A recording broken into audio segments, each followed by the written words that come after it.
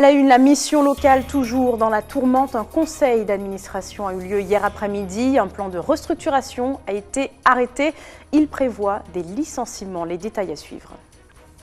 Le chantier d'Ariane 6 bloqué par la protection d'espèces animales. Le CNES vient de déposer une deuxième demande de dérogation pour continuer les travaux de son nouveau lanceur. On fait le point sur cette information dans quelques instants.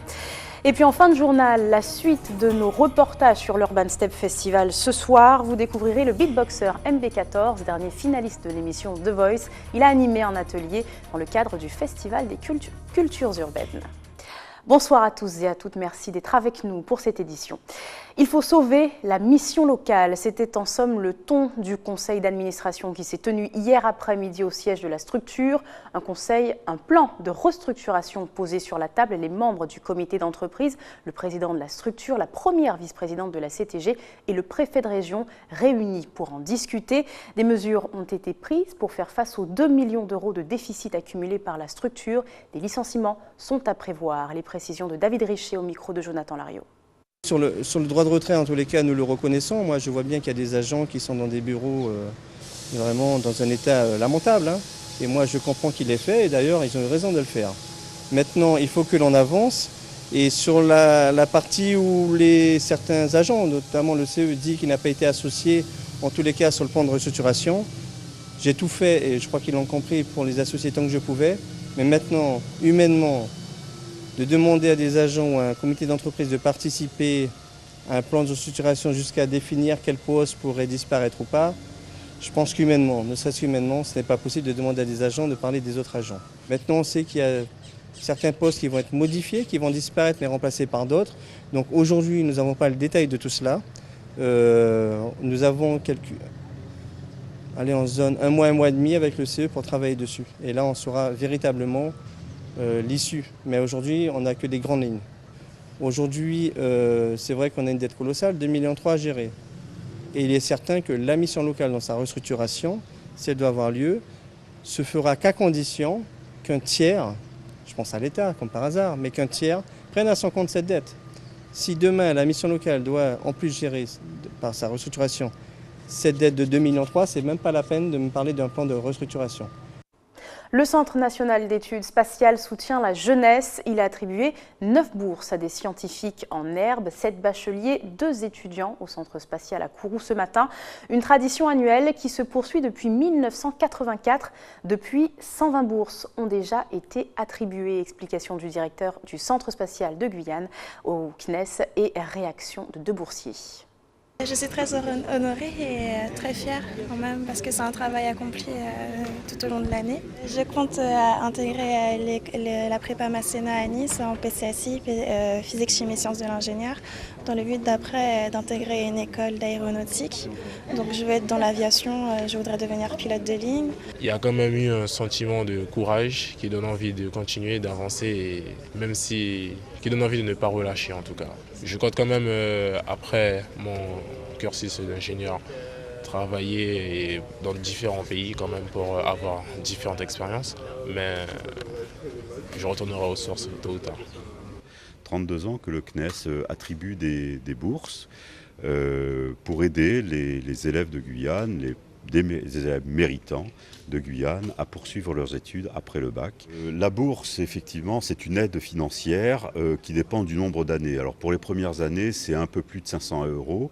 Et puis ensuite, ça monte par mois et ça monte effectivement jusqu'à 800 €. Mais dans la bourse, il y a aussi le billet d'avion pour aller sur le site d'études, avec aussi un billet d'avion chaque année pour revenir pour les vacances. C'est aussi une aide, puisqu'il y a tout un environnement d'aide pédagogique pour l'élève qui est suivi. Et nous proposons aussi, dans le cadre de cette bourse, la facilité pour accéder au stage du CNES. Et puis ce que nous avons mis en œuvre depuis peu, c'est le fait que si un élève postule sur un poste du CNES, qu'il soit en Guyane ou en France, il passe obligatoirement un entretien d'évaluation. Le CNES, justement, est au cœur d'une polémique autour du chantier d'Ariane 6.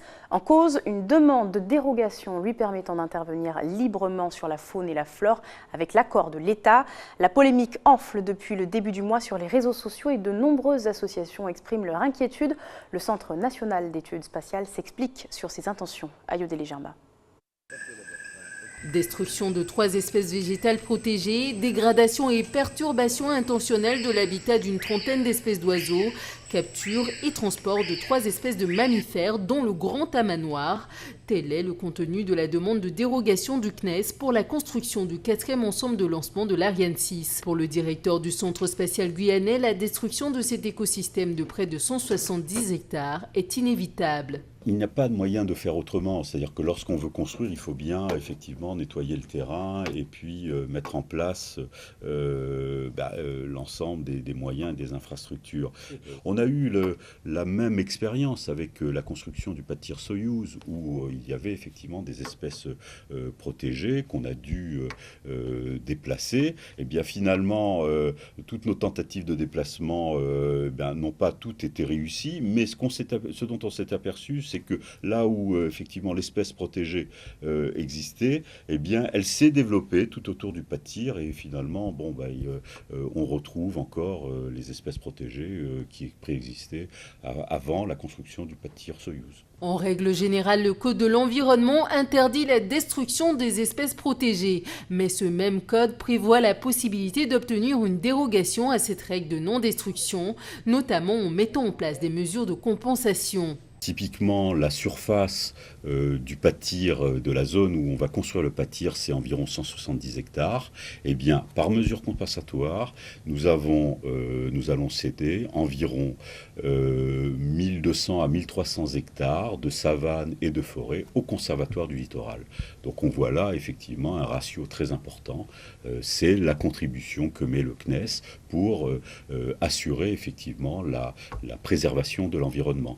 Avec cette cession, il y aura aussi un plan de gestion de l'environnement pour effectivement s'assurer que l'ensemble des règles en matière d'environnement soit suivi et que l'on respecte effectivement les espèces rares, les habitats des animaux et la qualité environnementale qui existe au CSG. L'an dernier, le CNES avait déjà soumis sa demande de dérogation à la consultation publique. Mais le projet a été retoqué par le Conseil national de la protection de la nature. Le Centre spatial devait revoir sa copie et retravailler les mesures d'accompagnement alors jugées insuffisantes. Pour en parler, nous recevons ce soir le directeur du GEPOG, Niels de Pracontal. Bonsoir. Bonsoir. Merci d'avoir accepté notre invitation. Alors, tout d'abord, on a vu, le CNES a fait une première demande de dérogation l'an dernier. Elle a été refusée. Quand on connaît les intérêts économiques et le poids de ce type de projet, est-ce que ce n'est pas déjà une victoire pour les défenseurs de la nature ? Alors pour nous, en tout cas, c'est un message plutôt positif de prise en compte des intérêts de la nature dans un projet de cette ampleur qui est le développement du spatial en Guyane. Pour nous, c'est aussi le message que la réglementation s'applique, où qu'on soit en Guyane et qui qu'on soit, et sur quelques projets que ce soit. Donc voilà, pour nous, c'est le signe que la réglementation passe en Guyane. On le disait tout à l'heure, pas mal d'associations sont inquiètes avec l'arrivée de ce projet Ariane 6. Quelles sont les espèces qui sont concernées ? Alors évidemment, on est dans un territoire très riche en Guyane, dans un milieu plutôt savanicole. Les savanes en Guyane, c'est un habitat très restreint, très rare, 0,3% de toute la Guyane. Donc évidemment, on a affaire à des plantes et à des animaux qui sont très spécialisés dans cet habitat très particulier.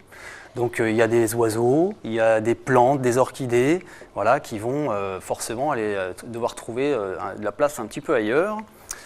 Ou être détruites parce qu'elles ne peuvent pas bouger et qu'elles sont exactement sur l'emplacement des infrastructures. Finalement, c'est un peu plus compliqué pour une société de s'installer en Guyane qu'ailleurs, par exemple dans l'Hexagone. En tout cas, c'est vrai qu'en Guyane, il y a une diversité, une biodiversité remarquable. Elle contribue aussi au fait que ce territoire soit exceptionnel. Tout l'intérêt des industriels ou des porteurs de projets est d'insérer au mieux leurs pratiques et leurs projets en lien avec cette biodiversité remarquable. Donc c'est un exercice qui n'est pas simple, on le conçoit bien, mais mais qui est nécessaire. En tant qu'association de protection, de défense de la nature, de protection de l'environnement, quel est votre regard, votre avis sur cette question, cette installation du projet Ariane 6 aujourd'hui? Voilà, quel est votre regard là-dessus? Nous, ce qu'on regarde, c'est si la réglementation est appliquée. On ne parle pas de l'opportunité du projet, chacun peut avoir ses avis, mais on regarde si ce projet, comment la construction et la réflexion autour de ce projet prend en compte la réglementation et les enjeux biodiversité. Voilà, c'est ça, on s'attache à regarder cela et à voir dans quelle mesure et jusqu'où c'est acceptable. Il y a un processus en tout cas, pour faire simple, il faut soit éviter de détruire, soit réduire son impact, soit compenser les dégâts. Et bien souvent les trois en même temps. Donc c'est un peu un exercice auquel doivent se soumettre un peu tout porteur de projet, en Guyane comme en métropole, c'est dans le code de l'environnement, c'est j'ai un projet, je dois éviter au maximum les impacts négatifs sur l'environnement. Une fois que j'ai fait le maximum pour éviter, je vais réduire.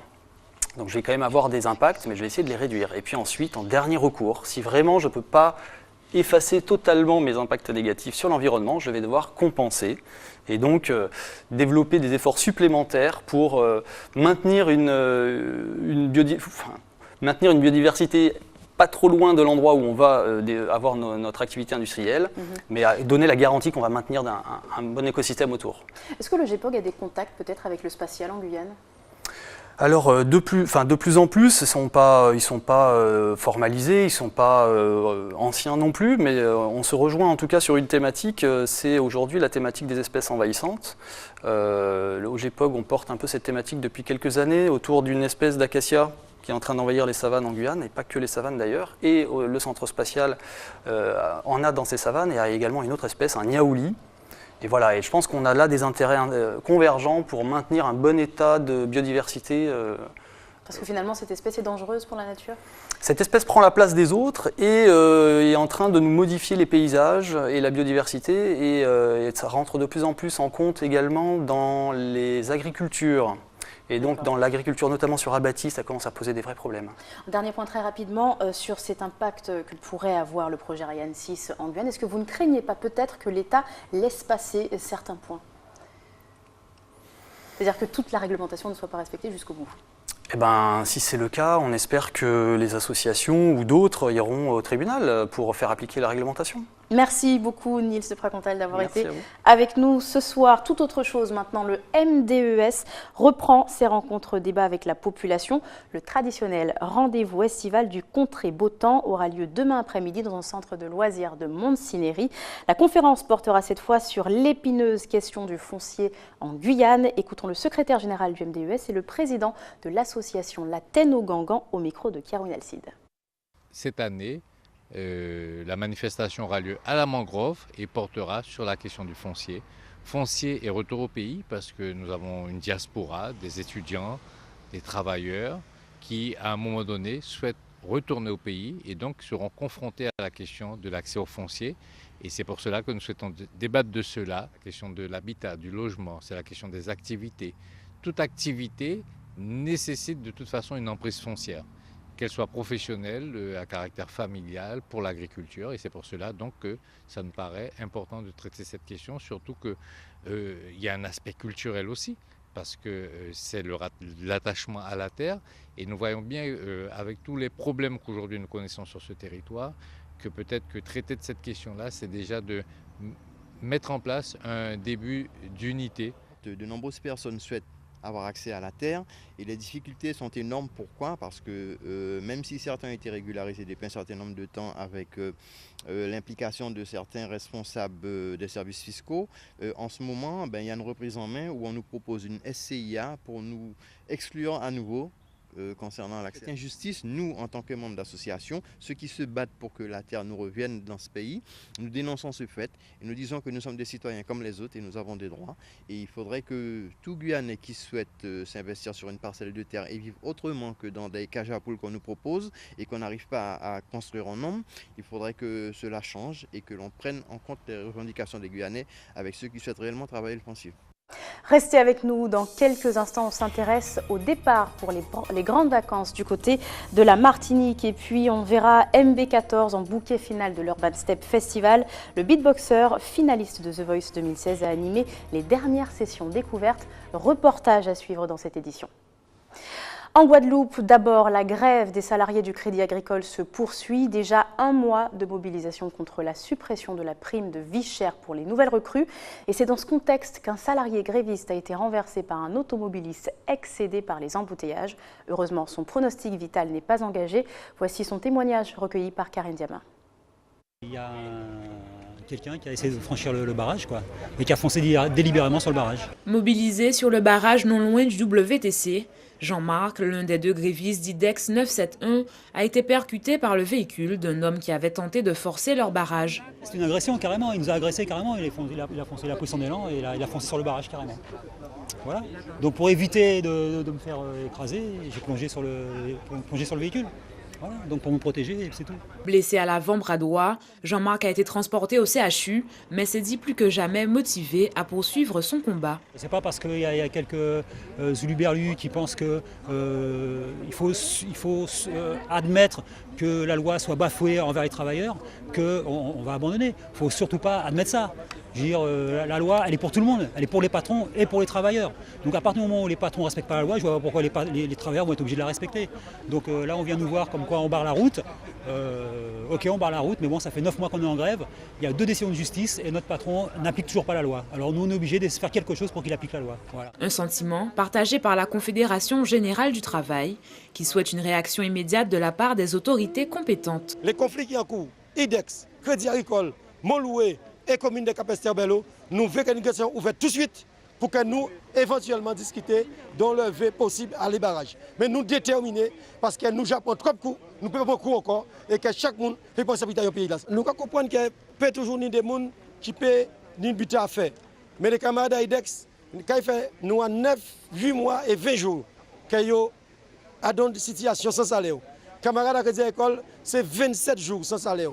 Donc nous ne pouvons pas admettre que les gens ne peuvent pas attendre un petit moment, mais nous, quand ils font ceci, nous, mais nous faisons en sorte, même si la gendarmerie était là-dedans, ils ont arrêté, ils ont mis parti avec, mais monsieur là, ça, il n'est pas content de nous. Parce que les camarades nous blessés, et son camarade IDEX qui est en grève depuis 8 mois et 20 jours, qui a un tribunal qui gagne, et comme sa direction est refusée d'appliquer, ce tribunal l'a dit.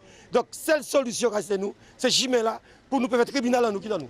Une situation qui, espérons-le, ne tourne pas au drame. Je vous le disais, on s'intéresse à présent au départ pour les grandes vacances du côté de la Martinique. Environ 6500 passagers ont foulé l'aéroport Aimé Césaire aujourd'hui. Un jour de grand rush qui permet de faire un premier bilan sur les destinations les plus prisées de cette année. Reportage Alvin Courcy et Guy-Raphaël René. Que l'on parte ou que l'on revienne, les choix de destination de vacances sont bien différents. Alors on est parti en Guadeloupe pendant 10 jours et ensuite on a fait une petite halte en Martinique et on rentre en Guyane. Je suis en vacances, j'arrive, je suis de la Guadeloupe. On revient de Rio de Janeiro au Brésil. On part en vacances en France et en Espagne. Ça marche. Combien de temps ? 1 mois. Je vais dans le Lot-et-Garonne à Castillonnès et dans les Alpes d'Haute-Provence. Aujourd'hui, l'aéroport attendait plus de 6500 voyageurs qui, pour certains, ont attendu la fin de l'Euro de football pour partir en vacances. 3 semaines après le début de la saison, la tendance est à la réservation de dernière minute. Du côté des agences de voyage, on tire un premier bilan. Les destinations phares sur les séjours d'une semaine sont la République dominicaine à Punta Cana et Miami.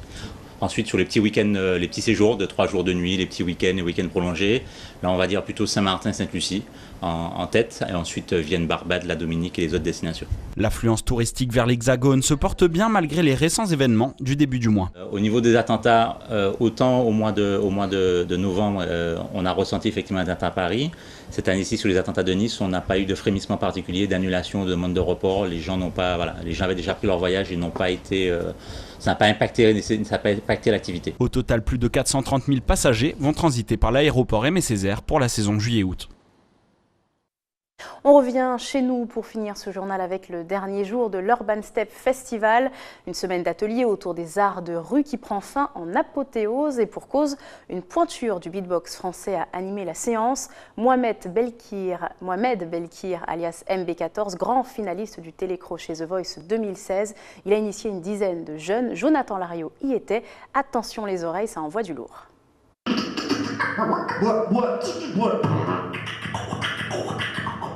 Le nom de ce style musical, c'est le beatbox, une sorte de boîte à rythme humaine qui consiste à imiter des instruments en utilisant la voix.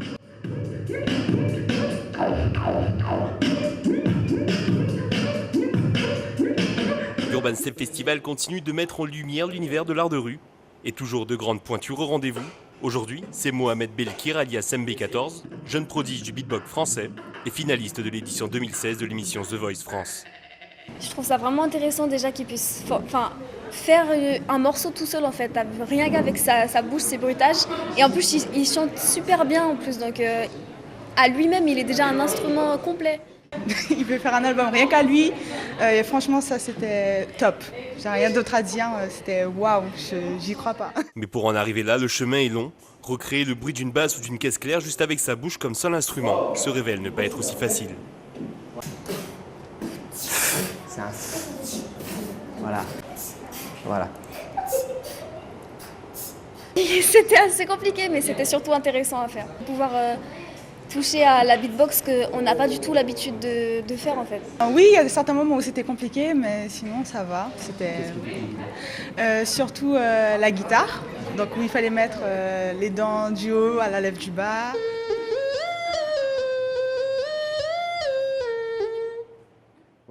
C'est vraiment une ouverture sur la musique vocale en général et sur tous les outils qu'on a. Enfin, moi, je sais que depuis que je suis tout petit, j'aime bien faire des bruitages, des imitations. On va dire que c'est surtout anatomique comme pratique, donc tout le monde peut le faire. Maintenant, la question, c'est quelles idées on va mettre dans ce beatbox-là, comment est-ce qu'on va assembler les sons. Il y a vraiment, c'est de la musique en fait. C'est un outil pour faire de la musique. Et après, c'est une question de créativité, de goût musical, de passion. Enfin voilà, il faut aimer ça et il faut aimer explorer. En fait. 2, 3, et... L'Urban Step Festival s'achève ce week-end. Après une semaine d'aventure autour du monde de l'art urbain, le rendez-vous est déjà pris pour l'année prochaine.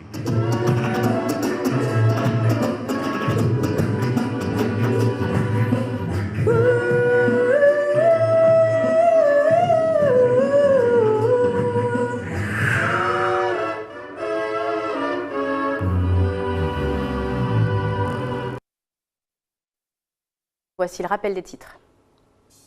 La mission locale, toujours dans la tourmente, un conseil d'administration a eu lieu hier après-midi. Un plan de restructuration est arrêté, il prévoit des licenciements. Le chantier d'Ariane 6 bloqué par la protection d'espèces animales, le CNES vient de déposer sa deuxième demande de dérogation pour continuer les travaux de son nouveau lanceur. Et puis enfin, l'Urban Step Festival s'est achevé ce soir avec Mohamed Belkir, alias MB14. C'était le dernier finaliste de l'émission The Voice 2016 et chanteur donc de beatbox français. Il a animé un atelier dans le cadre du Festival des cultures urbaines. Merci de nous avoir suivis. Dans un instant, l'information nationale et internationale avec BFM TV. Puis les programmes continuent sur votre antenne. Je vous souhaite de bonnes vacances. Je vous retrouve en septembre prochain. Mais l'info continue sur votre antenne à TV Guyane. Très bonne soirée.